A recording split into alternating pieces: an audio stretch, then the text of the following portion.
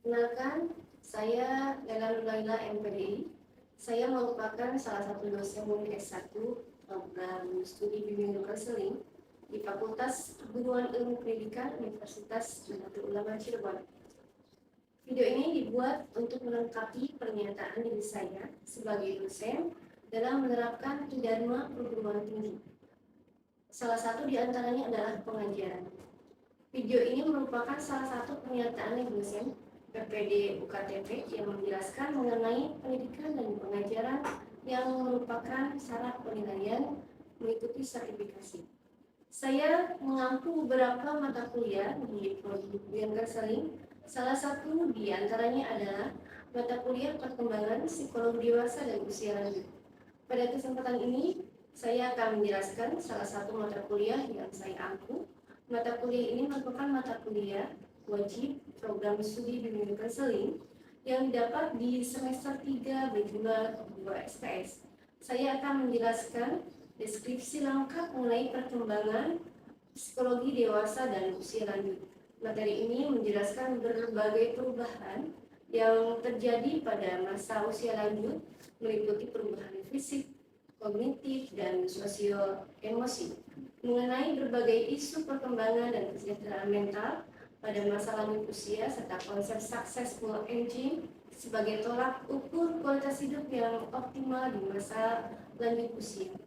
Proses penyampaian materi dilakukan secara tatap muka, adapun setiap pertemuan disesuaikan dengan RPS, perangkat pembelajaran yang terdiri dari capaian pembelajaran, deskripsi mata kuliah, materi ajar atau pokok pembahasan, satuan perkuliahan atau SAP, dari sistem penilaian. Saya menggunakan sistem pembelajaran Delivery Interaction Assessment. Yang pertama, aspek delivery yaitu memberi materi pembelajaran bagi mahasiswa yang dipelajari secara mandiri. Dengan capaian yang terdiri dari capaian aspek, sikap capaian pembelajaran pengetahuan umum, capaian pembelajaran keterampilan khusus. Untuk capaian pembelajaran sendiri, yang pertama, mahasiswa mampu memahami berbagai perubahan di masa dewasa akhir, meliputi perubahan fisik, kognitif, dan emosional, mengenali berbagai isu-isu perkembangan dan kesehatan mental pada masa dewasa akhir. Yang berikutnya, aspek interaksi atau proses interaksi antara dosen dan mahasiswa melalui pertemuan perkuliahan di kelas atau pencapaian pembelajaran di kelas. Metode yang saya gunakan adalah student-centered learning, yaitu metode yang berfokus pada peningkatan dan pengembangan kemampuan kritis peserta didik, sehingga peserta didik mendapatkan porsi untuk lebih aktif dalam proses pembelajaran. Proses pembelajaran pun terjadi secara dua arah. Aspek berikutnya adalah assessment, yaitu berupa tugas seperti quiz study atau studi kasus ataupun tugas penilaian evaluasi terdiri dari 20% kuis atau praktikum ataupun tugas, 30% untuk UTS, 35% untuk UAS, dan kehadiran 12%. Dengan bobot total 100% yang dijelaskan di awal perkuliahan, sehingga mahasiswa tahu lebih awal menyusun strategi dalam mendapatkan nilai yang memuaskan. Media pembelajaran yang akan digunakan dalam proses pembelajaran untuk membantu peserta dan mahasiswa memahami, menguasai materi pembelajaran dapat berupa objek fisik, teknologi, dan kombinasi keduanya, dengan tujuan mengkomunikasikan informasi secara lebih efektif dan memfasilitasi pemahaman pembelajaran. Tujuan media pembelajaran adalah untuk meningkatkan keterlibatan, meningkatkan pemahaman, meningkatkan daya ingat, dan mendorong pembelajaran kolaboratif. Berikut saya sebutkan beberapa materi pembelajaran yang diberikan pada pertemuan. Pertemuan terdiri dari 14 pertemuan yang terdiri dari 12 materi dan 2 lainnya adalah UTS dan UAS. Materi yang pertama yaitu mitos dan stereotype tentang dewasa akhir, kedua teori biologis tentang penuaan, ketiga perubahan kesehatan mental, keempat konsep disabilitas pada dewasa akhir, kelima perubahan kognitif, keenam pertemanan dan percintaan dan keluarga, intergenerational relationship. Ketujuh, lingkungan tinggal, memilih tempat tinggal di rumah perawatan. Kedelapan, pekerjaan, pensiun. Kesembilan, spiritualitas dan penuaan. Kesepuluh, successful engine. Kesebelas, faktor-faktor yang mempengaruhi die dan dying. Ke-12, die dan dying menghadapi kematian. Metode pembelajaran yang digunakan dalam pembelajaran seperti tanya jawab, baik dari mahasiswa, dosen, ataupun sebaliknya. Kemudian, diskusi dengan tujuan memberi suatu persoalan pada mahasiswa secara bersama-sama untuk memecahkan permasalahan. Ketiga, dengan tugas evaluasi sehingga dengan tujuan mengasah tingkat berpikir kritis serta sebagai inovasi dan strategi pembelajaran agar tercapainya peningkatan kompetensi mahasiswa bagi lulusan mahasiswa prodi S1 bimbingan konseling.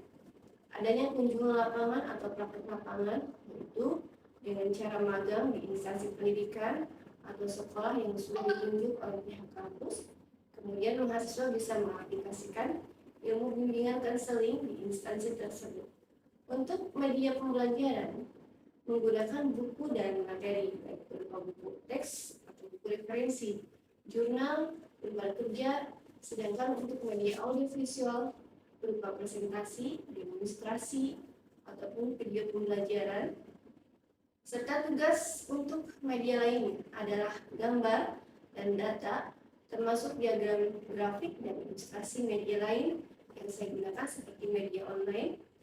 Itu diantaranya Zoom, Google Meet, termasuk pembelajaran online lainnya, yaitu diskusi dilakukan dengan media sosial yang dapat digunakan untuk konteks pembelajaran kolaboratif, di mana mahasiswa dapat berinteraksi, berbagi pengetahuan, dan berpartisipasi dalam diskusi melalui WhatsApp group. Berikut saya akan tampilkan pembelajaran. Selamat menyaksikan. Pagi semuanya. Pagi. Bagaimana kabarnya hari ini? Alhamdulillah baik, Bu. Baik, alhamdulillahirobbilalamin. Sebelum kita mulai perkuliahan hari ini, kita alangkah lebih baiknya berdoa terlebih dahulu. Berdoa dimulai. Bismillahirrahmanirrahim.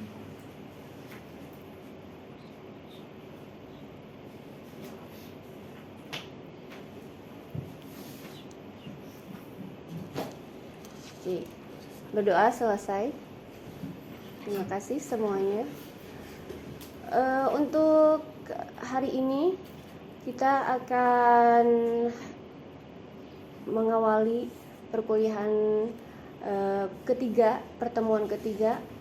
Namun sebelum kita mulai dari pertemuan ketiga ini, ada psikologi dewasa dan usia lanjut. Kita mereview atau persepsi minggu kemarin. Di pertemuan kedua kita membahas tentang sebelum ke dewasa dan usia lanjut ada perkembangan dan pertumbuhan. Ada yang masih ingat dan bisa membedakan antara perkembangan kemudian pertumbuhan pada manusia. Jelas keduanya memiliki makna yang berbeda, gitu ya. Ada yang masih ingat apa itu perkembangan? Ya, Mbak Anis? Assalamualaikum warahmatullahi wabarakatuh. Waalaikumsalam warahmatullahi wabarakatuh. Anak-anak saya semuanya izin menjawab. Jadi perkembangan dan pertumbuhan itu kan dua konsep yang sering digunakan dalam konteks biologis dan psikologis. Jadi keduanya itu berbeda. Jadi kalau pertumbuhan itu bisa diukur secara kuantitatif, contohnya seperti tinggi badan dan berat badan. Kalau perkembangan itu contohnya seperti kualitas seseorang menjadi lebih baik, seperti contohnya perkembangan mentalnya, perkembangan emosionalnya yang tidak bisa diukur dengan baik. Good job ya Mbak Anis. Oke, sedangkan pertumbuhan, ada yang masih ingat dengan pertumbuhan? Ya, Mbak Zahra, silakan. Bismillahirrahmanirrahim. Assalamualaikum warahmatullahi wabarakatuh. Waalaikumsalam warahmatullahi wabarakatuh. Izin menjelaskan, pertumbuhan ini ialah ya seperti yang tadi dikatakan Mbak Anis, merupakan proses perubahan yang bisa terlihat. Jadi perubahan secara fisik, bisa tinggi badan, berat badan, ataupun sesuatu yang bisa diukur dengan alat ukur tertentu seperti itu. Jadi pertumbuhan ini bersifat irreversible, jadi tidak dapat kembali ke asal. Dan contohnya pertumbuhan di sini ada pertumbuhan seperti motorik, kognitif, dan sosial moral anak tersebut. Oke, baik. Give applause untuk Mbak Anis sama Mbak Zahra. Ya, terima kasih. Ya, seperti tadi digambarkan oleh Mbak Anis dan Mbak Zahra, keduanya mempunyai perbedaan yang signifikan. Maksudnya perbedaan yang berbeda antara perkembangan dan pertumbuhan yang terjadi pada manusia atau terjadi pada seseorang. Baik, untuk pertemuan ketiga ini kita akan membahas tentang psikologi yang terjadi pada psikologi perkembangan terjadi pada orang dewasa dan usia lanjut. Nah, dewasa dan usia lanjut ini tentu juga berbeda ya. Cuman kita di garis bawahi kita bahas tentang batasan usia dewasa akhir atau lansia. Sebutan manusia yang sudah mengalami penuaan disebut dengan lansia itu adalah usia lanjut ya. Kira-kira usia lanjut itu diperkirakan usia berapa tahun? 60 Iya, 60 tahun ke atas ya. Itu adalah batasan lansia. Menurut yang Ibu kutip dari Kamus Besar Bahasa Indonesia bahwa lansia adalah usia dari pralanjut usia atau yang berusia antara 60 sampai 69 tahun. Kemudian lansia lanjut usia yaitu lansia yang berusia antara 70 sampai 79 tahun. Lansia lanjut usia akhir yaitu lansia yang berusia 80 ke atas ya. Ini sesuai dengan Kementerian Sosial. Jadi bisa membagi lansia itu menjadi 3 kategori ya. Kategorinya tingkat kemandiriannya dan ketergantungan lansia terhadap lingkungan. Tadi kategori-kategori tersebut bisa yang Ibu sampaikan itu ada lansia pralanjut usia, kemudian lansia lanjut usia, kemudian lansia lanjut usia akhir. Lantas bagaimana faktor-faktor yang mempengaruhi penentuan masa lansia? Ini ada faktor-faktornya. Kenapa orang itu disebut dengan lansia? Ya, kan tidak mungkin karena mungkin faktor dari usia sudah jelas. Lantas kenapa orang yang muda tapi kelihatan tua gitu ya? Ada penyebab dan faktornya. Yang pertama adalah kekurangan nutrisi. Ya, kita tahu nutrisi yang dibutuhkan dari makanan. Ya, apa itu? Masalah yang paling sering dialami saat usia lanjut disebabkan misalkan karena gigi yang sudah tidak normal, maksudnya sudah berkurang ya, sudah tidak bekerja secara optimal, mengunyah karena mungkin giginya ompong ya, kemudian sudah tidak bisa optimal mengunyah, akhirnya tidak bisa secara maksimal untuk makan atau makanan yang bernutrisi. Kemudian faktor lain bisa juga disebutkan penurunan fungsi kecap dan penciuman. Ya, kalau sudah tua pasti pengecapannya pun berbeda dengan yang seperti kita-kita yang muda ya. Kemudian penciuman juga sudah berkurang, kemudian mengakibatkan semua itu mengakibatkan nafsu makan yang menurun ya. Ya, kalau orang udah lansia pengennya mungkin makanannya yang lembut-lembut ya. Kemudian yang enak, yang bisa dikunyah gitu ya. Tidak hanya seperti kita yang muda, kebanyakan makan seblak ya, kemudian seafood dan sebagainya ya. Ibu yakin kalau misalkan nenek-nenek, kakek-kakek dikasih apa itu seblak seafood nggak bakal mau ya, karena faktor dari usia, kemudian gigi yang tidak bisa pengecapannya tidak maksimal, kemudian cara makannya pun ya tidak enak dan sebagainya gitu ya. Kemudian faktor lain, tinggal sendirian tanpa keluarga yang menemani juga bisa berpengaruh pada asupan nutrisi lansia. Coba bayangkan jika usia lanjut, kakek nenek gitu ya, udah kita lihat kekurangan dari nutrisi, kemudian tinggal sendirian ya, kemudian tinggal sendirian, tidak ada yang membantu, tidak ada yang menemani gitu ya. Bagaimana memperhatikan keadaan makanannya, kemudian minumannya dan sebagainya. Usia lanjut itu seharusnya didampingi oleh anaknya atau keluarganya yang dekat gitu ya. Bagaimana kakek kita atau ibu kita yang sudah tua renta itu mendapatkan asupan yang baik, mendapatkan nutrisi yang baik. Kemudian memberikan bagaimana cara suplementasi nutrisi yang bisa membantu melengkapi kebutuhan nutrisi sehari-harinya gitu ya. Jadi memberikan kita harusnya memberikan, misalnya contoh bisa memberikan asupan atau kalsium, protein whey dan kandungan bergizi untuk memudahkan konsumsi. Itu salah satu adalah faktor dari sudah lanjut usia. Kekurangan pertama adalah kekurangan nutrisi. Kemudian yang kedua ada penyakit penyerta. Apa itu penyakit penyerta? Ya, kalau sudah tua mah banyak sakitnya, ya, encok lah, pegalinu dan sebagainya, ya. Tidak bisa dipungkiri bahwa semakin bertambah usia, maka seseorang akan mengalami penyakit penyerta. Apa itu penyakit penyerta? Penyakit metabolik. Penyakit metabolik. Apa penyakit metabolik? Penurunan fungsi tubuh. Ya, seperti hipertensi. Tahu hipertensi? Hipertensi ya. Hipertensi, diabetes ya. Diabetes mellitus atau sebagai komplikasi dari penyakit lain yang diderita. Lansia yang rentan sangat terkena osteoporosis ya, karena tadi disebabkan yang pertama itu kekurangan nutrisi.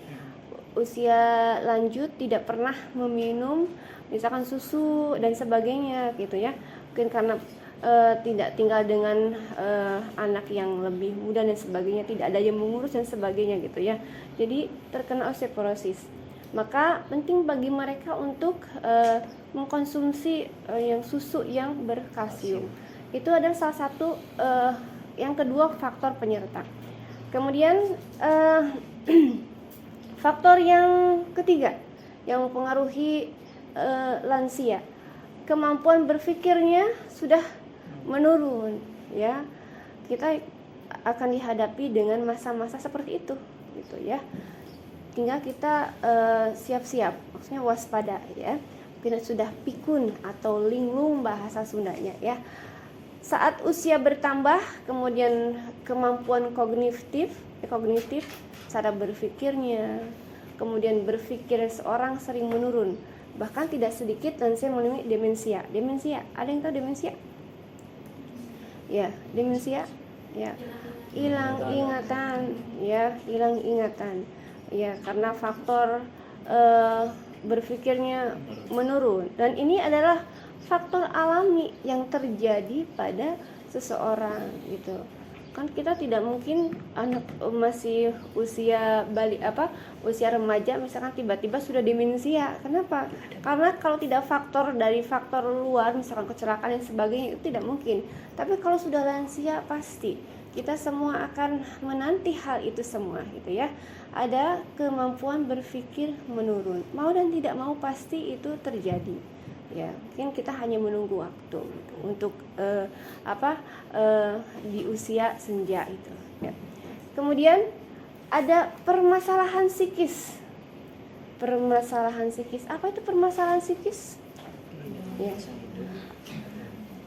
Contohnya kehilangan pasangan hidup, misalkan nenek atau orang tua kita ditinggal oleh pasangannya, atau tidak ada ayah atau tidak ada ibu gitu ya.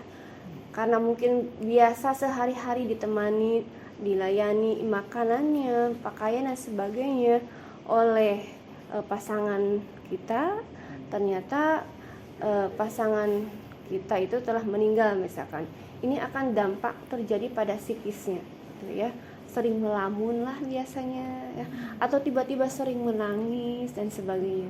Atau misalkan teringat dengan pasangan, ada yang misalnya menangis sengguk-senggukan atau misalkan menjerit dan sebagainya. Kemudian teman-teman pun berkurang ya. Tidak seperti kita kemana-mana ngabring, kemana-mana bisa gosopin dan sebagainya gitu. Kalau udah tua ya mulai kegiatannya mulai sibuk ya, mulai berkurang, hanya di rumah biasanya gitu ya. Teman-teman mulai berkurang, kemudian anak-anak yang tidak tinggal serumah adalah beberapa faktor. Itu juga bisa mempengaruhi psikis para lansia ya, karena harusnya anak itu ada di samping orang tua ya, tapi karena faktor mungkin kerjaan, kemudian atau karena pendidikan dan sebagainya, jadi orang tua ditinggal cuma hanya sendiri misalkan. Nah, itu bisa menjadi permasalahan psikis. Misalkan rasa kangen, rasa rindu seorang orang tua kepada anaknya karena mungkin sedang kerja di luar negeri atau di luar kota atau sedang menuntut ilmu biasanya, itu pasti ada rasa kangen atau rindu yang berat bagi mereka gitu ya. Ini adalah salah satu permasalahan psikisnya. Atau bisa juga post power syndrome. Apa itu post power syndrome? Ya. Kondisi di mana Ya. seseorang di dalam posisi Ya. jabatan. Ya. Ketika sudah lansia, biasanya kan kalau udah pensiun itu batas pensiun misalkan 60 tahun ya. Otomatis misalkan punya jabatan di instansi, ternyata kalau udah usia 60 tahun sudah tidak bisa bekerja lagi ya, sudah menikmati pensiun di rumah. Tapi karena sehari-hari mungkin kerja dengan teman-teman, bisa ketemu dengan teman-temannya, kemudian bekerja dengan bawahannya, dengan atasan dan sebagainya gitu ya. Karena sudah menginjak usia 60 tahun atau disebut dengan pensiun, merasa kehilangan ya. Merasa kehilangannya. Kalau udah di rumah mungkin menikmati pensiun, mungkin hanya duduk dan duduk, kemudian bercengkrama dengan anak-anak kalau ada, kemudian dengan pasangan kalau itu pun kalau ada. Dan ini termasuknya ke dalam bisa mengalami post power syndrome karena kehilangan ya, karena kehilangan pekerjaan atau jabatan, disebabkan karena faktor usia ya, bukan karena faktor yang lain. Karena usianya sudah membatasi atau menempati usia lanjut atau 60 gitu ya. Hal ini bisa membuat orang tua dan yang lansia itu merasa kadang tidak dihargai atau dihormati gitu ya. Jadi seolah-olah karena sudah tua mungkin hanya di rumah saja, tidak memberikan pekerjaan apapun, atau misalkan hanya mengasuh cucunya dan sebagainya gitu ya. Ini power post syndrome karena mungkin hanya kerjanya di rumah, anggapan mereka sendiri itu karena merasa tidak dihargai atau dihormati gitu ya. Kadang ini yang bisa memicu psikis mereka. Bapak misalkan gitu, bapak mah di rumah saja hanya mengurus cucu-cucu dan tidak bisa kemana-mana sebagainya gitu. Adalah kata-kata atau perkataan yang memicu faktor psikisnya ya. Kemudian muncul penyakit yang membatasi gerak ya, membatasi gerak. Ini adalah salah satu faktor pemicu frustasi. Stres di rumah aja ada nggak? Kalau kalian misalkan tidak ke kampus atau misalkan tidak keluar rumah dan sebagainya, di rumah terus gitu ya, ada yang boring mungkin ya. Kemudian hanya kegiatannya hanya ruang TV, tidur, main handphone atau misalkan kamar mandi dan sebagainya gitu ya. Ruangan sudah dikelilingi misalkan ya. Ya, itu misalkan. Dan lansia pun seperti itu ya. Ini salah satu pemicu dari frustasi lansia karena sudah tidak seaktif dulu ketika dia masih muda atau memiliki usia yang masih produktif. Oke. Kemudian ada penurunan daya serap. Maksudnya penurunan daya serap usus. Biasanya kalau usia lansia itu yang terjadi sering sembelit ya. Ini yang dialami pada usia lansia. Hal ini terjadi karena penurunan daya serap pada usus ya berpengaruh pada intensitas buang air dan sebagainya. Nah, ini disebabkan karena konsumsi obat tertentu atau berpengaruh kesehatan pencernaan. Tadi seperti yang di faktor yang pertama itu yang pengaruhnya karena kekurangan nutrisi ya, bisa karena penyebab ini juga. Kemudian yang berikutnya dianggap tidak mandiri seperti tadi yang Ibu sampaikan. Kerap kali dianggap tidak mandiri. Ini adalah permasalahan yang paling umum dialami oleh lansia karena faktor keluarga, kemudian orang terdekat ya, kemudian akan bisa mereka memperlakukan seperti halnya anak kecil karena sudah lansia ya. Jadi ya sudah sepuh, jadi seperti anak kecil yang diperlakukan seperti anak-anak gitu ya, dispesialkan. Ini jadi lansia itu dianggapnya mereka tidak mandiri gitu ya. Mungkin kalau pengen makan diambil ya, pengen minum diambilkan gitu ya.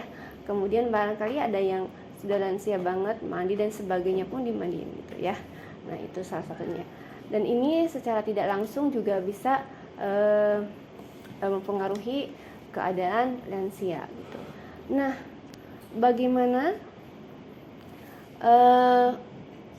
bagaimana keadaan penduduk lansia di Indonesia? Jelas hal ini berbeda lansia yang ada di Indonesia dengan lansia yang ada di luar.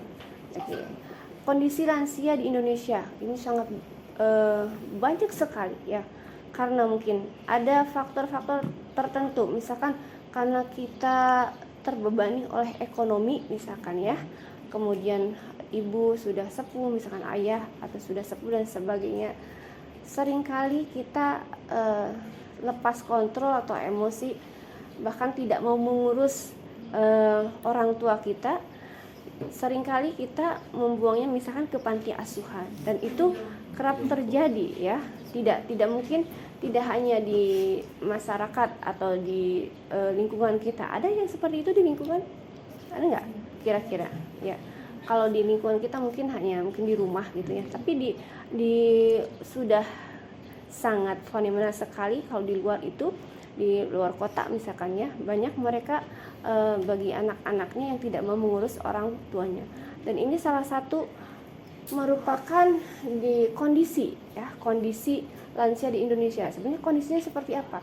Ini ada United Nations Population Fund bersama dengan BPS, Kementerian BPN mengatakan 1 dari 5 penduduk Indonesia merupakan penduduk dengan kategori lansia. Ini ya berdasarkan data BPS tahun 2019 menunjukkan bahwa proporsi lansia di Indonesia sebesar 10% atau sebanyak 25,66 juta jiwa. Bayangkan ya, tidak puluhan, tidak ratusan lagi, tetapi sudah jutaan. Disebabkan karena semakin meningkatnya harapan hidup dan menurunnya angka kematian di Indonesia. Nah, tentu ini merupakan hasil dari peningkatan kesehatan dan kesejahteraan. Kemudian harapan hidup penduduk Indonesia pada tahun 2015 itu sangat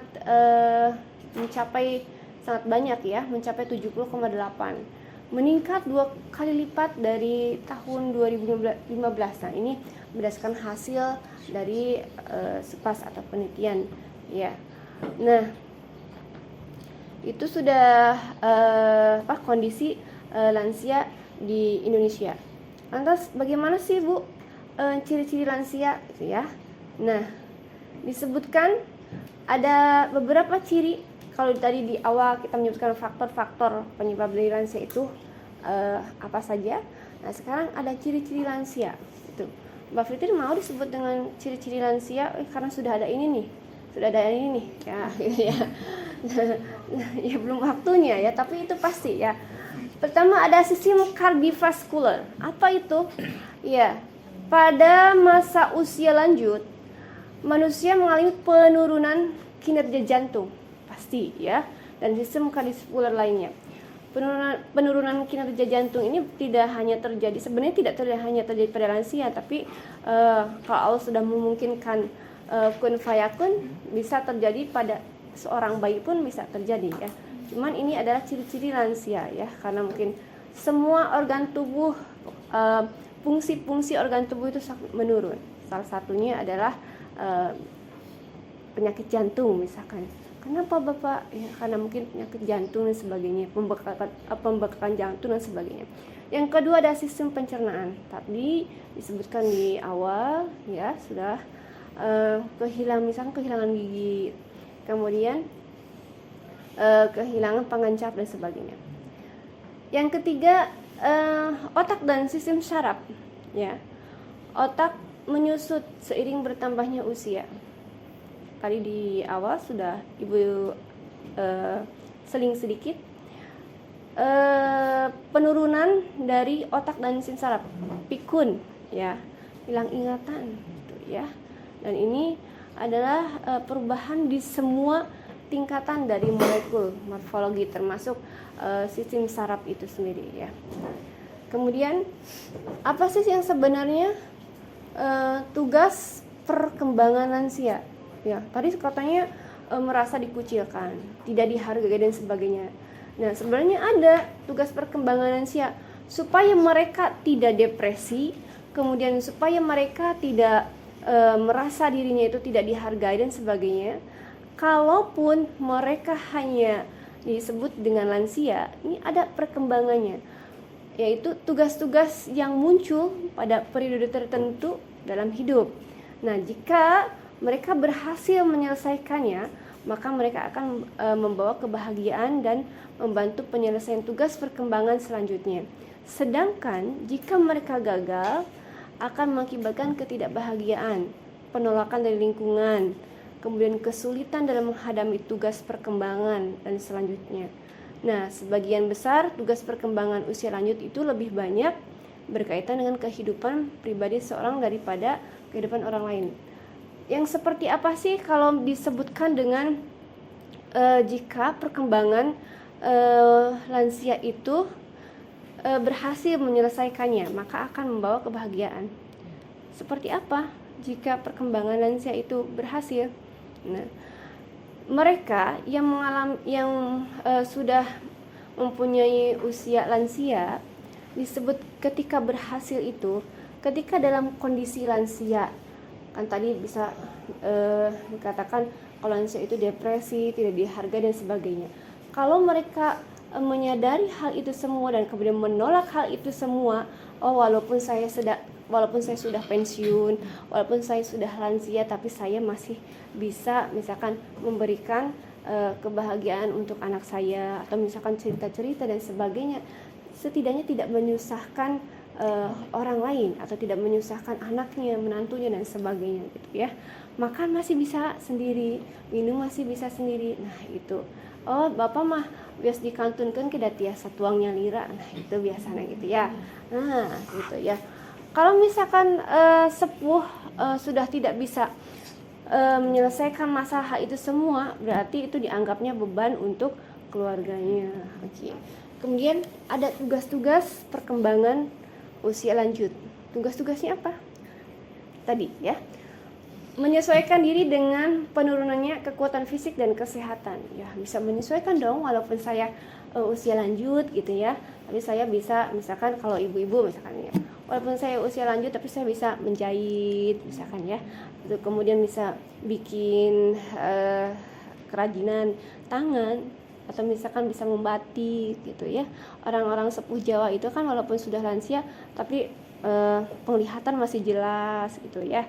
Kemudian menyesuaikan diri dengan masa pensiun dan berkurangnya income atau penghasilan keluarga gitu ya. Walaupun pensiun tapi alhamdulillah uang dari pensiun masih bisa dinikmati oleh keluarga misalkan gitu ya. Tapi jangan sampai ketika lansia sudah tidak produktif dan usia pensiun sudah tidak ada misalkan itu ya, uang pensiun pun tidak ada gitu. Itu yang menyebabkan ketidakharmonisan keluarga. Kemudian menyesuaikan diri dengan kematian pasangan hidup, jadi legowo ya, walaupun tinggal pasangan hidup gitu ya, masih tetap bahagia karena ditemani oleh anak-anak, kemudian ditemani oleh cucu dan ada keluarga, sanak family dan sebagainya gitu ya. Kemudian membentuk hubungan dengan orang-orang yang seusia ya.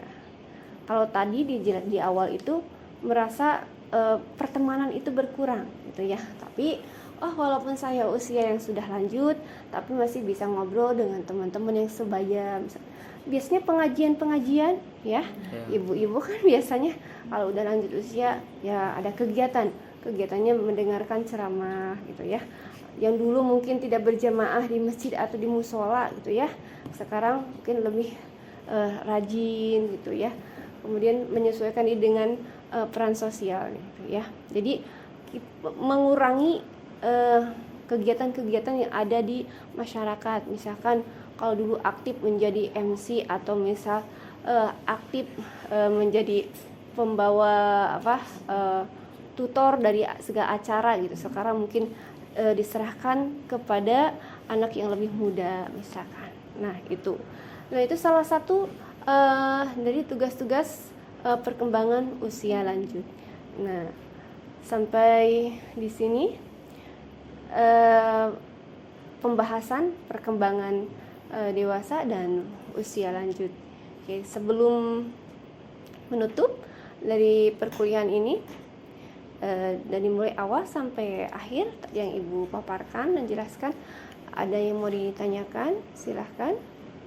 Barangkali kita berikan tanya jawab, sesi pertanyaan.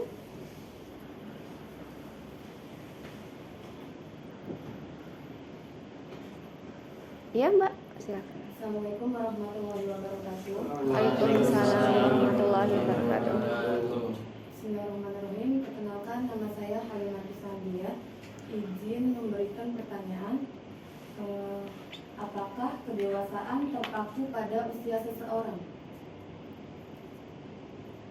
Oke. Terima kasih. Oke, apakah kedewasaan seseorang itu terpaku dengan usia? Oke. Ada yang mau berkomentar atau menjawab dari pertanyaannya Mbak Halimah? Ya, Mbak Fitri, silakan. Assalamualaikum warahmatullahi wabarakatuh. Perkenalkan, nama saya Nufidra Sina. Izin menjawab. Apakah kedewasaan terpaku pada usia seseorang? Umumnya kedewasaan itu tidak hanya terpaku pada usia. Jadi belum tentu usia seseorang itu usia udah dewasa, udah matang tapi disebut dewasa. Tergantung bagaimana cara pola pikirnya atau kedewasaan itu bagaimana, tergantung pada pengalaman-pengalaman yang dialaminya, pengalaman hidup yang dialaminya, tentang lingkungan atau sosialnya gitu. Dan kedewasaan itu biasanya bisa mampu untuk mengatasi masalah dengan bijak. Baik. Oke. Terima kasih Mbak Fitri atas jawabannya. Ada yang mau menambahkan? Barangkali silakan.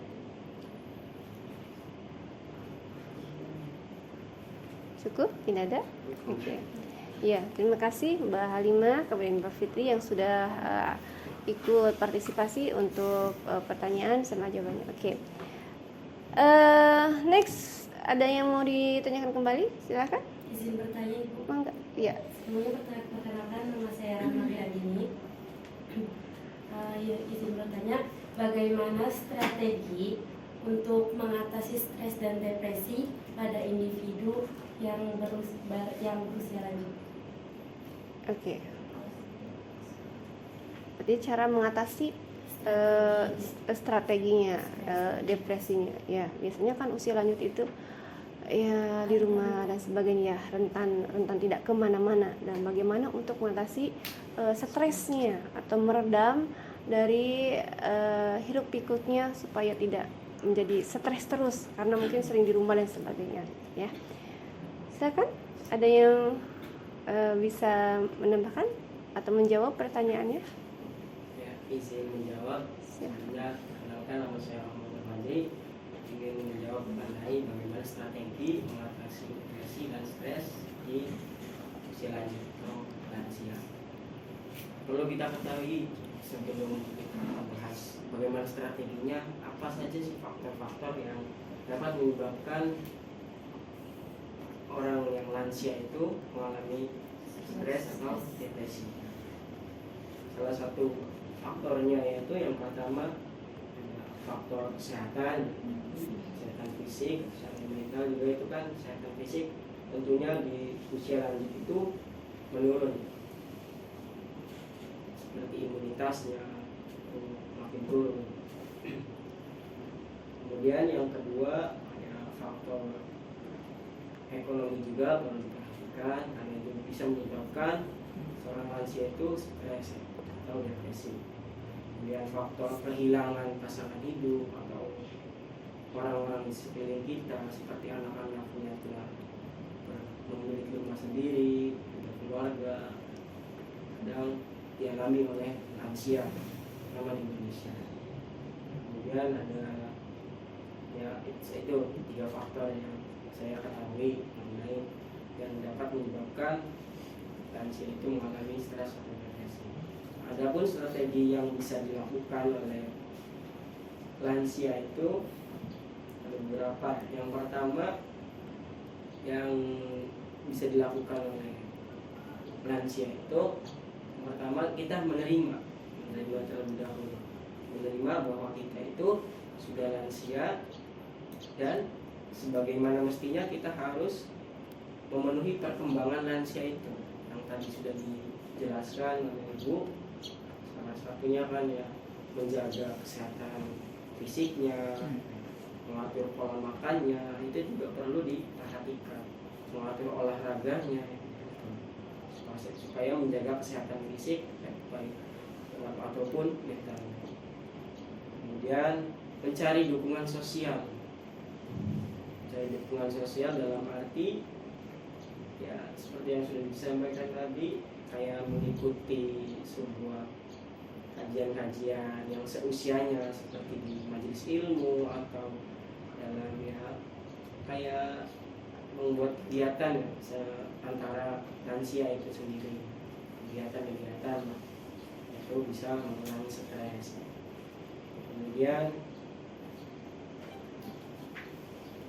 yang selanjutnya yang bisa dilakukan untuk menghindari terjadinya stres atau depresi pada lansia yaitu apa ya? Ya kita tadi sih yang menerima, kemudian menjaga kesehatan sama mencari dukungan sosial.